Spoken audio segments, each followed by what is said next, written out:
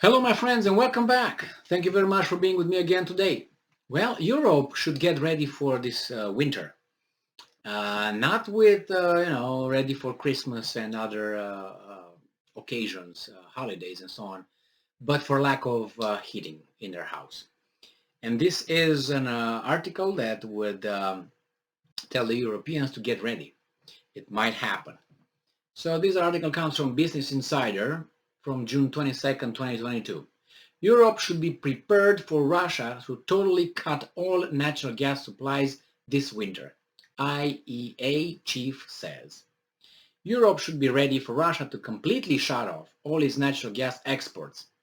And I'm quoting, the nearer we are coming to winter, the more we understand Russia's intentions, he said. You bet. Get ready. You sanction me, you sanction my people, I'm going to take care of you. Basically, that's the way it goes here, right? You sanction my people, what do you have to say? Just take it? Yeah, obviously, their expectation. Government should look for ways to cut fossil fuel demands and invest in clean energy, he added. Yeah, I heard this mantra before. Yeah. Europe should be prepared for the Russia to stop supplying the region completely this winter, the International Energy Agency told the Financial Times.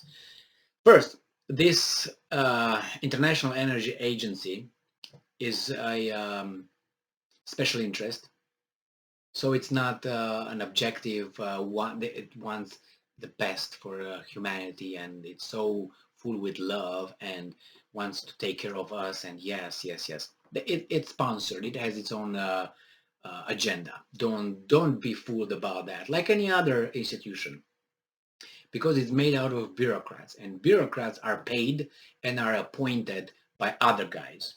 Those guys are the ones who what you got to do when you get in that position.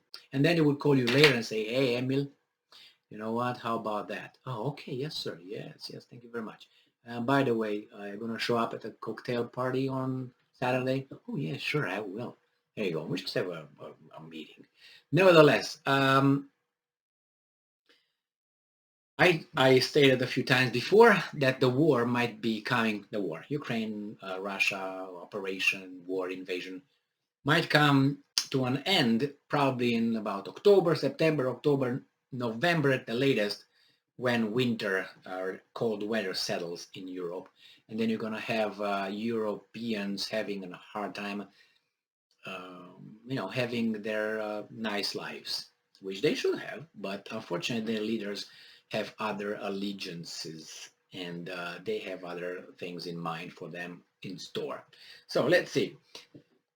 I'm quoting again. The nearer we are coming to winter, the more we understand Russia's intentions. IEA head Faith Byrol said Europe should be ready in case Russian gas is completely cut off, he added. Russia weakened havoc among several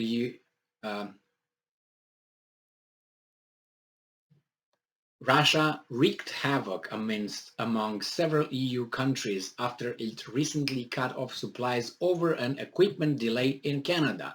Well, those Canadians, what are you doing there? Isn't Trudeau making you work hard? Russian state giant Gazprom, for instance, terminated natural gas supplies via the Nord Stream pipeline to Germany by 40% earlier this month. Yeah, they shoot themselves in the foot. Great. Against this backdrop, benchmark European natural gas futures were trading Wednesday at their highest since March at around 130 euros per megawatt hour, $136, having almost doubled in the last 12 months. Russia's decision to had subsequently forced countries including Germany, Italy, and the Netherlands to draft emergency plans to shift. No, it's not Russia's decision. It was your decision to place sanctions on Russia, and this is a resultant. There's a result. There's a conclusion. This is a consequence of your how should I put it nicely? Unprovoked sanctions that you placed on a country that you had nothing to do with. Ukraine and Russia, they had their own thing over there. You put yourself in, you inserted yourself in. You placed sanctions because you felt. So you were the ones who actually hit first. And they say, yeah, okay, we're going to hit you back. Or you hit yourself anyway because you're going to place sanctions. So you're going to deplete yourself from resources, obviously. And if you have a few millionaires that will do just fine, you have the rest of the population is going to be and pay more. All right? So Russia's decision has subsequently forced countries including Germany, Italy, and the Netherlands to draft emergency plans to shift to coal for power generation if natural gas supplies drop. Why do they drop? Because you impose sanctions. Everywhere we go, you got the same thing. Without that decision, everything would have been fine. You could say, no. The decision is that Russia invaded Ukraine. But it's Russia and Ukraine. It's not Netherlands. It's not Germany. No alliance. No club here, right? So you inserted yourself in that. Pro moral standards. Well, then go ahead. They would not have done anything to you. I mean, we can, think about scenarios right now. I think, no, by then I think Jesus Christ would have come back and got us all to heavens. So if you want to talk about scenarios, I can come with many scenarios. By that time, I don't know, Putin would have turned into a, I don't know, Zeus and say, okay, guys, gas for everybody. We'll start farting and everybody would have gas. How about that? You know, scenarios and scenarios. The reality is the fact. You impose sanctions on yourself and you are forced. Who forced you? Russia's decision has forced countries. Yeah. To that effect, Germany and Austria have taken a decision to fire up old coal power plants out of necessity. Why did they get to the point of necessity? Sanctions. Meanwhile, Denmark said natural gas would be rationed so that consumers could have winter heating. Europe relies on Russia for 40% of natural gas. Its leaders are preparing phase-out imports of crude oil and coal this year. Its leaders, not the people, its leader, but they voted for those leaders. So democracy, love it. But have no such plans for gas imports. And it is what people believe. I believe this is what's going to happen. They will, or you going to do it on your own. I don't think if really Russia is going to do that if you keep paying. I think Russia proved that if you pay in rubles, then you're going to have gas. If you don't pay, hello Netherlands, hello Poland, hello Bulgaria, hello, right? They're going to turn it off. Don't pay.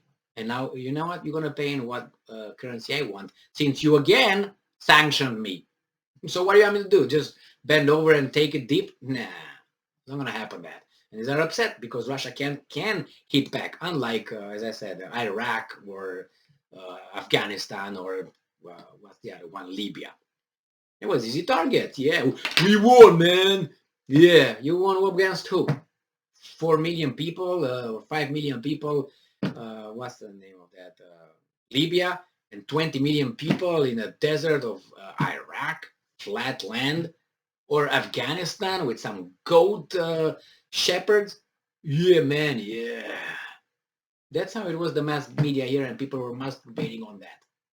How strong we are. By bombarding first, bam, bam, bam, bam, bam.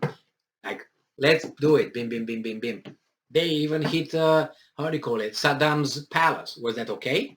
It's like, let's say Putin right now hits the center of, I don't know, presidency building of Ukraine, right in the Maidan market, whatever that's plaza.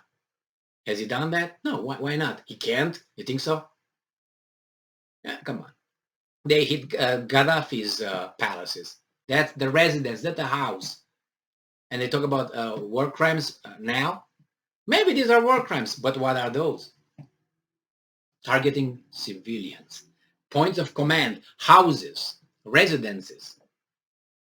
So make a little bit of comparison between these two, and then, you know, yeah. Thank you very much for being with me again today. Stay strong, stay smart, look for the truth, and be just.